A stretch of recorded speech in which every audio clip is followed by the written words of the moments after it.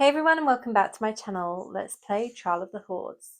So Trial of the Hordes landed back in game on Friday morning, and as you can see by the leaderboard here, not many people have pushed it too far yet, so there's someone at silver, but most people are still at bronze. Now, I don't really bother playing this much. I basically just get all the rewards from it and then pack it in and, yeah, don't revisit Trial of the Hordes at all. Now, the first match that you get is always a bot match, so I was quite surprised to see that bot actually run towards my character at the barrier there. That doesn't normally happen in this game mode. I've literally just gone in with a spam build for this, and I'm probably going to change the build up in the next match that I show. So what I did is I did several matches with this, tested out several builds, and then finally put together one that seemed to be the most effective. Now, obviously, one thing that I did always use to use in Trial of the Hordes was Ice Armor with the Hailstone Essence and that 6-hit immunity, but it's kind of a pointless essence since they changed it.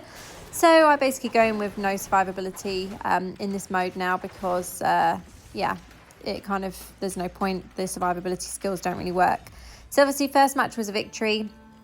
Let's head into a second match now. Now this player is in the Synergy clan, and I did match with them like 3 or 4 times. So this was the only opponent I kept matching with. So I'm guessing there was no one else actually playing it at the time, which was kind of frustrating because I kind of knew how the match was going to go based on how my other matches had been. Now, obviously, Trial of the Hordes is technically a PvP, but you're not actually fighting another player, so you're just defeating the different mobs that spawn. And you get elites as well as having the boss monsters with Trial of the Hordes. There's different orbs that drop, so you want to try and collect these. It's kind of beneficial to save as many as possible till the end, but I always forget that when I'm actually playing it, and I just generally pick everything up. There are some builds that work really well in this. I normally forget by the time it comes around again what build that I used previously, because like a lot of the game modes, like the event game modes, I don't really enjoy this. I think a lot of them have become outdated because we all play them so much. When it's the same events returning to game all the time, it does make it a bit like boring to keep playing. And Trial of the Hordes really isn't that exciting anyway. I normally find with this game mode, if I don't get all of my tasks out of the way immediately, I find it really difficult to match. The last time Trial of the Hordes was in game, I actually left it till the very last day, and I couldn't get a match at all. I waited for like 20 minutes. It wouldn't even give me a bot match. And yeah, that happened like 3 times. I tried several times to get a match before the event ended, and I didn't manage to get one. So it can be good for the rewards, as I said, but me personally, I don't really enjoy it. Let me know if you guys enjoy it in the comments. I'd be interested to hear what your thoughts are on this mode. I know a few people that used to really push it and want to get in the top 5 or top number 1 space for Trial of the Hordes for their class. But not many people even seem to do this anymore. A lot of people, like I said, generally seem to just do it for the rewards. And I don't know if it's because people are getting bored of the same events coming back to game all the time, or what it is. I mean, as I said, me personally, I don't enjoy it because it is the same thing every time. Now, we're super close to time with this match, and you can see I'm down to about half of my life now. So hopefully I won't take too much damage. I didn't really want to have to use my health potion because I was trying to hopefully win a match without having to use the health potion, so that I could get that task completed.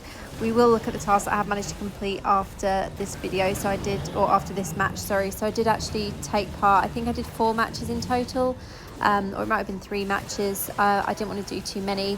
And it looks like we're going to run out of time on this match, and they will win based on obviously life that's left. So you can see they've won the tiebreaker by taking less damage. We both actually had the exact same amount of kills, but unfortunately it was a defeat. So yeah, all I've had with Trial of the Hordes is losses, other than the bot match at the start.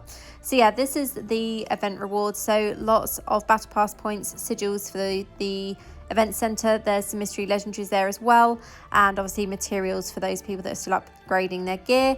From those 3 matches, we did manage to get some gold in the event center as well. So I'll just tap on what we've actually used in this build. So we've got Ephemeral Visage on the helm.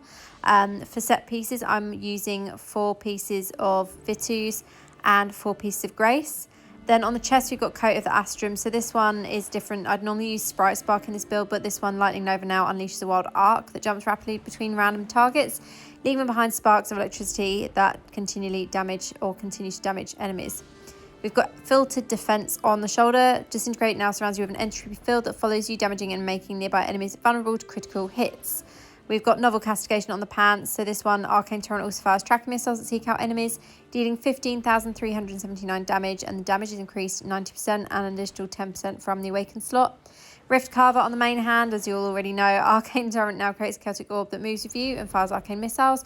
So this build is kind of about not actually having to do much other than hit your skills. Frenetic Spark, so this one is reducing the Lightning Nova cooldown by an 18.6%. Eye Plucker on the alternate main hand. Electrocute critical hits, also shock enemies. And then lastly, in this build, on the last main offhand, we've got Trifling Piffle. Lightning Nova hits a shocked enemy, it unleashes another Lightning Nova, cannot occur more often than once every 4.5 seconds. So as I said, this build is kind of about not having to do much other than just run around and keep activating your skills. And yeah, super easy to do. I'm going to switch back to my normal build now. But yeah, that's it from me for this video. I hope you found it helpful. As I said, let me know if you enjoy this game mode or not in the comments below. And I'll see you next time. Thank you so much for watching. Have a great day.